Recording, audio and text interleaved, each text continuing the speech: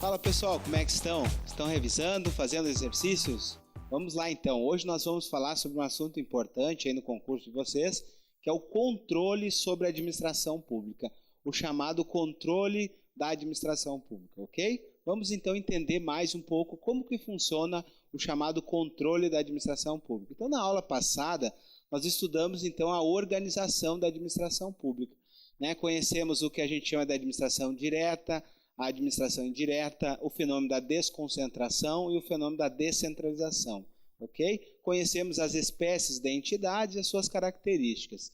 Hoje nós vamos estudar então como que funciona o controle sobre a administração pública, ok? Vamos lá então. A primeira coisa que nós temos que entender é o conceito de controle. Então vamos lá, ó. O controle sobre a administração pública ele pode ser conceituado como o poder-dever de vigilância, orientação e correção que a própria administração pública ou outro poder exerce sobre a atuação administrativa, ok? Então a primeira característica que nós temos que saber aqui é que nós podemos ter um controle feito pela própria administração pública, mas também podemos ter um controle feito por outro poder, por exemplo, o poder judiciário controlando atos administrativos ou o poder legislativo controlando a atuação da administração pública, ok? Esse controle da administração pública, ó, ele estuda instrumentos jurídicos de fiscalização sobre a atuação dos agentes, órgãos e entidades componentes da administração pública. Então, nós estudamos na aula passada que a administração pública, sob o sentido subjetivo, é o conjunto de agentes, órgãos e entidades, né, que fazem parte da administração pública. E agora nós vamos estudar os instrumentos jurídicos que fazem a fiscalização da atuação da administração pública, ok?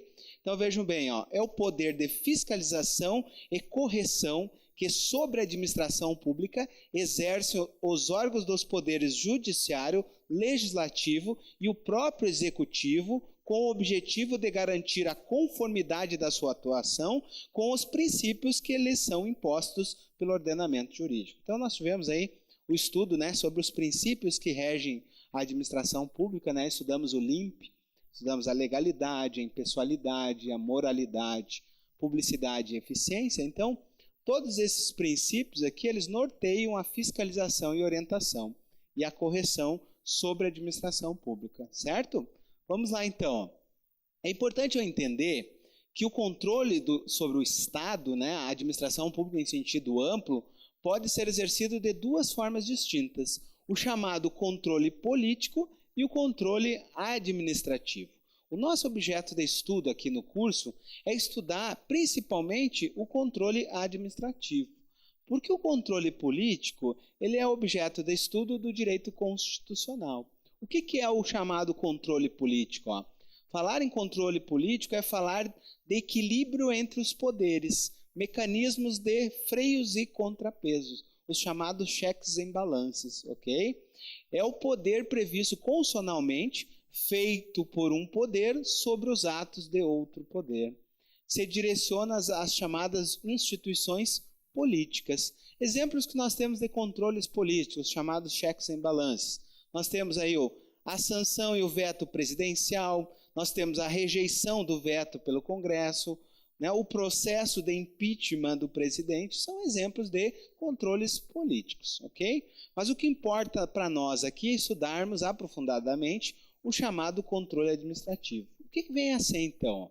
É o controle sobre a função administrativa. Vamos recapitular. O que é função administrativa? Quais são as funções administrativas? As principais. Primeira, prestação de serviços públicos. Segunda, o poder de polícia. Terceira, o fomento ou incentivo. E quarto, né, a intervenção direta no domínio econômico. Tá bom? Então vamos lá. Dentro dessa ideia, então, o controle administrativo é o controle sobre a função administrativa, sobre os órgãos e agentes do Estado. Ok? Consiste na verificação de legalidade ou de mérito. Então nós já estudamos aí de forma ainda introdutória sobre o ato discricionário e o ato vinculado. Né? Estudamos quando falamos do princípio da autotutela, falamos na anulação e na revogação. Tá bom? Então nós já vimos ali que dependendo da situação eu vou anular o ato e dependendo da situação eu vou revogar. E esse controle está relacionado ao quê? Legalidade ou mérito administrativo. tá bom? Então, por exemplo, ali, ó, quando a própria administração pública verifica a legalidade dos atos administrativos, a chamada autotutela, ok? Ou, por exemplo, quando há fiscalização financeira dos órgãos e entidades da esfera federal feita pela Controladoria Geral da União. Seriam exemplos aí que nós temos de controle administrativo, né? Então, nós estudamos ali o princípio da autotutela, importantíssimo, cai muito em prova, né? O que é o princípio da autotutela? É o princípio no qual a administração pública tem o poder de rever os seus próprios atos. Quando eu tenho um ato ilegal, né, então, quando eu estou analisando a legalidade, eu vou utilizar o fenômeno, o instituto da anulação.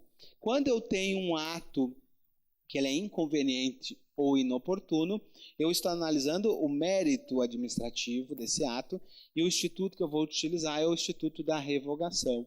Perfeito? Vamos adiante, então. Olha só, agora nós precisamos entender um pouco a classificação dos atos e a classificação do controle da administração pública sobre isso tudo, ok? Então vejam bem, a primeira classificação que nós temos aqui, ó, é o controle quanto ao órgão controlador. Nós temos aqui a possibilidade de um controle feito pelo legislativo, um controle feito pelo judiciário e um controle administrativo feito pela própria administração pública, ok? Quando nós falamos administração pública, aqui em sentido estrito, nós estamos falando do poder legislativo, poder executivo, ok? Vamos adiante então. A primeira forma de controle quanto ao órgão, então, nós temos o controle legislativo. Lembro que as funções típicas do poder legislativo, a primeira delas é a edição de normas, ok? É legislar, inovar no ordenamento jurídico. E a segunda função típica do legislativo é fiscalização. Tá bom? Então vejam bem, ó, o poder legislativo exerce o controle político e também o controle financeiro sobre a administração pública. Como nós vimos anteriormente, ó, o controle político é aquele realizado pelos órgãos legislativos ou por comissões parlamentares de inquérito, as chamadas CPIs, sobre determinados atos do poder executivo. E nós temos aqui um regramento importante na Constituição Federal, cai muito em prova, né? Que é o artigo 49, inciso 10 da Constituição Federal, que diz o seguinte, ó, a sustação dos atos normativos do poder executivo que exorbitem o poder regulamentar ou dos limites de delegação podem ser revistos, então, pelo poder legislativo, ok? Nós temos outro exemplo de controle político aqui, ó, quando há convocação de um ministro, né, do poder executivo para prestar informações, né? Então, ou mesmo a apuração de irregularidades por meio das comissões parlamentares da inquérito. São exemplos de controles políticos. Mas o mais importante para a nossa prova aqui, ó, é o chamado controle financeiro, que é o controle exercido pelo Congresso Nacional, ou seja, pelo Poder Legislativo, com auxílio do Tribunal de Contas da União. Isso se aplica também ao Estado e ao município. Então, em âmbito estadual, nós temos aí o controle feito pela Assembleia Legislativa com auxílio do Tribunal de Contas do Estado. Nós pegarmos os municípios, nós temos aí a Câmara Municipal fazendo controle externo com auxílio do Tribunal de Contas do Estado, ok? Vejam bem então, ó, trata-se de uma fiscalização contábil, financeira e orçamentária previstas, essa fiscalização está prevista do artigo 70 ao 75. Nós estudaremos um pouco mais aprofundado esses artigos no final da nossa aula de hoje, ok? São alguns artigos aí que caem muito em prova. Continuando. Nós temos também o controle judicial, o controle do Poder Judiciário. Nós já vimos, né, que o Poder Judiciário sempre pode rever os atos do Poder Executivo, né, que forem considerados ilegais. Lembra que nós adotamos o sistema de controle dos atos, que é o chamado sistema de controle de jurisdição una ou jurisdição única, ok? O chamado modelo inglês. Ok? Então vamos lá, ó. O controle judiciário, o Poder Judiciário pode rever todo o ato administrativo, seja ele vinculado ou discricionário. Isso aqui é importante, pessoal. Saibam que o poder, né, um ato discricionário pode ser revisto pelo Poder Judiciário. Não quanto ao mérito, apenas quanto à legalidade. Isso tem que ficar bem claro. Então vejam bem, ó, o Poder Judiciário pode rever todo ato administrativo, seja ele vinculado ou discricionário, quanto à legalidade. Então esse aspecto de legalidade é aquilo que nós vimos, né? O sistema de jurisdição única. Ok? Então, o judiciário sempre pode rever legalidade. Mas o judiciário não pode revogar o ato. Ou seja, o judiciário não pode analisar o mérito administrativo, salvo, né, se for o seu próprio ato administrativo no exercício da função atípica. Exemplo, quando o judiciário lança um processo de licitação, ok? Ou quando lança um concurso público. Nesse caso, ele pode revogar o seu próprio ato. Aí nós estamos falando de mérito administrativo do próprio poder judiciário, ok? Então vejam bem, ó, em regra, o judiciário só olha legalidade e ele pode apenas, então, anular o ato ilegal. Lembre, então, que o aspecto de legalidade, a própria administração pública tem autotutela de rever o seu ato, mas se ela não fizer isso, vai caber ao judiciário, então, a possibilidade de rever, ok? A anulação, então, ela pode ser feita pela própria administração pública, aquilo que nós estudamos como princípio da autotutela, isso vai ser o chamado controle interno, controle da própria administração. E o controle feito pelo poder judiciário é o que a gente chama de controle externo. Controle externo é aquele que outro poder faz o controle, ok? Por exemplo, nós temos mecanismos para fazer controle, né? Então, os chamados remédios condicionais fazem muito esse controle judicial. Por exemplo, quando eu entro com um mandado de segurança, quando eu entro com um habeas corpus, um habeas data, um mandado de injunção, a própria ação popular, né, que nós já estudamos, um ato que seja de improbidade administrativa, eu posso controlar a moralidade administrativa através de uma ação popular. Ok? Mas lembrem também aquilo que nós vimos em relação ao poder discricionário.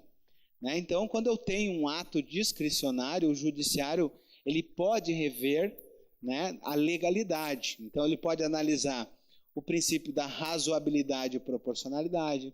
O judiciário, olhando a discricionariedade, ele pode ver a teoria dos motivos determinantes e ele pode verificar se houve um desvio de finalidade, certo? Ele não está nesse aspecto aqui, em nenhum momento, analisando o mérito administrativo, ok? Ele está analisando questões de legalidade. Então, o judiciário sempre pode ver questões de legalidade. Chegamos agora no terceiro, então, controle, né, que é o controle administrativo, ainda falando de órgão controlador. É o controle, então, realizado pela própria administração pública sobre os seus órgãos. Nós temos três formas desse controle administrativo acontecer. Nós temos a fiscalização hierárquica, nós temos os recursos administrativos e a chamada supervisão ministerial. Né? Nós já vimos fiscalização hierárquica e supervisão ministerial quando falamos em organização da administração pública. Vamos relembrar? Dentro da administração direta, nós tínhamos o fenômeno da desconcentração. Nós temos aqui uma hierarquia, ok? Dentro dessa ideia de hierarquia, eu tenho fiscalização hierárquica. Mas lembre que entre a administração direta e a administração indireta, não há hierarquia, há apenas controle de finalidade, a chamada supervisão ministerial, ok? Ainda falta nós estudarmos um pouco mais sobre recursos administrativos. Vamos adiante, então. A primeira forma, então, de fiscalização é a chamada fiscalização hierárquica. Olha só, é exercida pelos órgãos superiores sobre os órgãos inferiores da mesma administração, visando ordenar, coordenar, orientar e corrigir as suas atividades e seus agentes. É inerente do poder hierárquico. Então, dentro de uma ideia de hierarquia, órgãos superiores controlam órgãos inferiores, ok? É um controle tipicamente interno. Então, nós estamos falando aí da organização da administração pública dentro de uma hierarquia e é um controle interno, dentro da própria administração pública, feito por órgãos superiores aos órgãos inferiores. Não? Então, é tipicamente interno porque os órgãos controladores e o órgão controlado pertencem à mesma pessoa jurídica e estão organizados na mesma relação de hierarquia. Perfeito? Vamos adiante. A próxima forma que nós temos de controle administrativo é a possibilidade dos recursos administrativos. São todos os meios que se vale o administrado para procurar o reexame de atos da administração pública. Ok? Está relacionado àquilo que está previsto lá no artigo 5º da Constituição Federal, que é o nosso direito de petição. perante a administração pública. E são inúmeras modalidades que eu tenho de recurso administrativo. Eu tenho a chamada representação, quando eu faço aqui uma denúncia sobre irregularidades praticadas por os agentes públicos. Eu tenho a chamada reclamação administrativa, que é uma oposição expressa a atos administrativos que afetem direitos e interesses legítimos das pessoas físicas. Eu tenho o chamado pedido de reconsideração, que é o pedido de reexame do ato pela própria autoridade que emitiu o ato. Eu tenho o chamado recurso hierárquico, que é aquele que vai para a autoridade superior. Então, é o pedido de reexame do ato dirigido à autoridade superior em relação àquela que emitiu a primeira decisão. Ok? E eu tenho a chamada revisão processual, que é o reexame da decisão punitiva em virtude da ocorrência de fato novo superveniente. Ok? Então, essas aqui são as possibilidades de recurso administrativo. Recursos estão relacionados, então, a controle administrativo. Ok? Controle sobre a administração pública e toda a sua atuação. E a terceira forma de controle administrativo que eu tenho é a chamada supervisão ministerial. É o controle que a administração direta exerce sobre as pessoas jurídicas da administração indireta, né? Então, nós vimos isso quando a gente estudou a organização da administração pública, que a administração direta fazia a descentralização por outorga legal. Então, através de uma lei específica, eu criava determinadas entidades ou autorizava a criação. E o órgão criador, né, então aquele órgão que editou a lei, ele mantinha o controle de finalidade sobre a atuação daquela entidade, mas não o controle hierárquico, ok? Celso Antônio Bandeira de Mello usa a expressão controle interno e externo para designar o controle realizado pela administração direta sobre a administração indireta, ok? É um conceito aqui do nosso grande doutrinador, né? Mas o que é mais comum ser abordado é o chamado controle finalístico ou controle por vinculação, também chamado, né, de supervisão ministerial, ok? Esse controle corresponde ao poder de fiscalização e revisão atribuído a uma pessoa que exerce este controle sobre os atos praticados por pessoa jurídica diversa. A relação de vinculação existente para garantir que o ente público criado cumpra com as suas atribuições, ou seja, que cumpra com as suas finalidades, aquelas finalidades que foram previstas em lei. Então, aqui em nenhum momento nós estamos falando de subordinação de controle hierárquico, ok? Nós estamos falando de supervisão ministerial. Lembre que não há hierarquia entre administração direta e indireta, ok? Cuidado, você cai muito em prova. Próxima classificação nossa é estudar quanto à extensão, José dos Santos Carvalho Filho chama assim, né? Ou quanto ao órgão controlador que o Celso Antônio Bandeira de Mello classifica, ok? Então, nós temos aí o chamado controle interno e o chamado controle externo. O que é o controle interno? É o que se realiza dentro do mesmo poder responsável pelo ato controlado. Então, se o ato é emanado pela administração pública, ela mesma faz esse controle, ok? É o controle realizado pela própria administração pública internamente. Trata-se do que a gente acabou de ver do controle administrativo, né? O principal mecanismo que nós temos aí é o princípio da autotutela, que a administração pública pode rever os seus próprios atos, anulando um ato ilegal ou revogando um ato inconveniente ou inoportuno. Ok? E o controle externo é o controle realizado por poder estranho ao poder responsável pela edição do ato, né? É o controle realizado por outros poderes. Exemplo, nós temos, né, a revisão de um ato ilegal pelo Poder Judiciário ou o controle externo da administração pública feito pelo Legislativo. Ok? Então, aqui, ó, por exemplo, o controle feito pelo Tribunal de Contas sobre os atos praticados pelo Poder Executivo e pelo Poder Judiciário. Então, a fiscalização de um poder sobre o outro, né? Lembrando que o Tribunal de Contas é considerado um órgão independente, ok? Do Poder Legislativo. Ele apenas auxilia o Poder Legislativo. A terceira forma de classificação é quanto à natureza, ok? Ou também quanto ao aspecto controlado. Nós temos aí o controle de legalidade e o controle de mérito, que nós já vimos bastante sobre isso, né? Então, vejam bem, o controle de mérito pode ser exercido pela própria administração pública, pelo princípio da autotutela, ou pelo poder judiciário, impondo na eventual ilegalidade o que a gente chamou de anulação do ato ilegal. ok? Já o controle de mérito, lembrem que só a própria administração pública pode exercê-lo, e ela exerce através da revogação dos atos inconvenientes ou inoportunos. É aquilo que a gente chama de análise de mérito administrativo, no qual o Poder Judiciário não pode analisar. Lembre que o Judiciário pode apenas analisar, por exemplo, a razoabilidade e proporcionalidade, teoria dos motivos determinantes ou teoria, né, do desvio de finalidade. Só nesses 3 casos, então, que a gente chamaria de uma análise de um ato discricionário. Ok? Então, esse controle de mérito é aquilo que a gente estudou, né, dentro do princípio da autotutela, a possibilidade de revogação dos próprios atos da administração pública. Ok? A próxima classificação é quanto ao momento em que é realizado esse controle. Nós podemos ter o controle prévio, o controle concomitante e o controle subsequente. O controle prévio, quando o controle ocorre antes mesmo da realização do ato. Ok? Então, posso entrar aí com um mandado de segurança preventivo para impedir a prática de um ato ilegal, por exemplo. O controle concomitante é aquele controle exercido durante a realização do ato. Por exemplo, né, a fiscalização e vistoria de obras ou auditorias em obras públicas.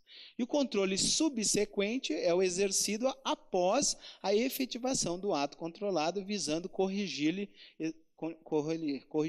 eventuais defeitos. Ok? Por exemplo, a anulação de um ato ilegal. Seria um exemplo posterior. Então, o ato já foi praticado, então nós faríamos então o chamado controle subsequente. Aqui nós temos uma visão geral de como ocorre o controle institucional. Nós temos então o chamado controle externo da administração pública, que é realizado pelo Poder Legislativo com auxílio do Tribunal de Contas, ok? E o chamado controle interno, que é feito pela própria administração pública.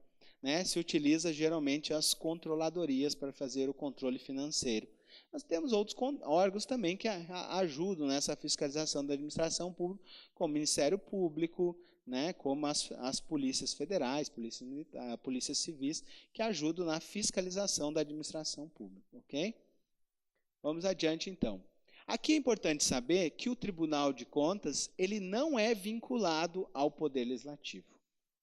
Entendimento do próprio Tribunal de Contas é que o Tribunal de Contas é um órgão, né, de extração constitucional independente e autônomo que auxilia o Congresso Nacional no exercício do controle externo. Então, é importante saber que o Tribunal de Contas da União, assim como os tribunais de contas estaduais, eles são independentes e autônomos em relação ao Poder Legislativo. Ok? Agora nós chegamos, então, à análise dos dispositivos constitucionais. Então, nós temos na Constituição Federal o que a gente chama de fiscalização contábil, financeira e orçamentária. Ok? Inicia no artigo 70 e vai até o artigo 75. Muito recorrente em provas de concurso.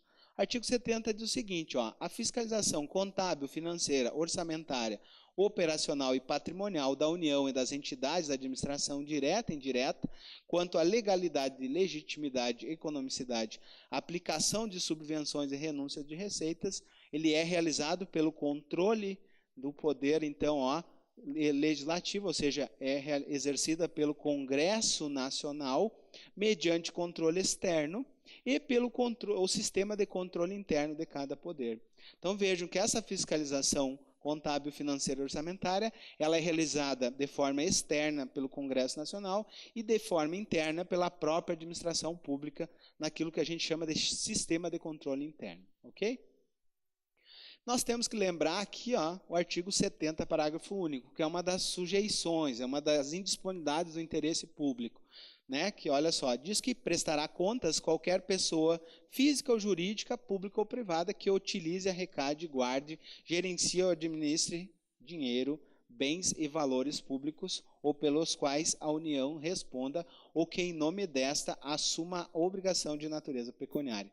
É aquilo que a gente chamou de dever de prestar contas da atuação da administração pública. Ok? Vamos adiante. O artigo 71, importantíssimo. O artigo 71, ele traz o chamado controle exercido pelo Tribunal de Contas, as competências do Tribunal de Contas. Então, vejam bem, o controle externo a cargo do Congresso Nacional será auxiliado pelo Tribunal de Contas da União, ao qual compete as seguintes situações. Olha só, a primeira situação importante é que o Tribunal de Contas aprecia as contas prestadas anualmente pelo presidente, mediante um parecer prévio que deve ser elaborado em 60 dias a contar do recebimento das contas, ok? Mas ele apenas aprecia as contas. Quem vai julgar as contas do presidente é o Congresso Nacional, está previsto lá no artigo 49, inciso 9. Os demais administradores, o Tribunal de Contas vai julgar. Então, veja bem, é importante salientar a diferença. Em relação ao presidente, o Tribunal de Contas aprecia, mas quem julga é o Congresso. Os demais administradores, o próprio tribunal julga as contas. Então, julgar as contas dos administradores e demais responsáveis por dinheiro, bens e valores públicos da administração direta e indireta. Ok? Nós temos ainda, dentro das competências do Tribunal de Contas, aplicar aos responsáveis por irregularidades sanções administrativas, ok? Compete ainda ao Tribunal de Contas sustar, se não atendida a execução de ato impugnado. Então, aqui é importante diferenciar de contrato. Em relação aos atos impugnados, o próprio Tribunal de Contas faz a sustação dos atos, ok? Agora, quando nós estamos falando de contratos, nós encontramos a previsão lá do parágrafo 1º. No caso de contratos, o ato de sustação será adotado pelo Congresso Nacional, que solicitará de imediato ao Poder Executivo as medidas. Se o Congresso Nacional ou o Poder Executivo, no prazo de 90 dias, não efetivar as medidas, aí sim o Tribunal de Contas decide a respeito. Então, é diferente do ato que o próprio tribunal susta de imediato. Aqui, primeiro, cabe ao Congresso Nacional, que solicita ao Poder Executivo, ok? Lembre que as decisões tomadas pelo Tribunal de Contas têm eficácia de título executivo, ok? E, por fim, nós temos aqui o controle interno, que é regrado pelo artigo 74. Ele traz aqui as competências do sistema de controle interno. Então, quais são as finalidades? A primeira finalidade é avaliar o cumprimento das metas do plano plurianual e das leis orçamentárias, comprovar a legalidade e avaliar os resultados quanto à eficácia e eficiência das gestões orçamentária, financeira e patrimonial, e exercer o controle das operações de crédito, das avais e garantias, e apoiar o controle externo naquilo que for necessário. Então, as competências do controle interno, né?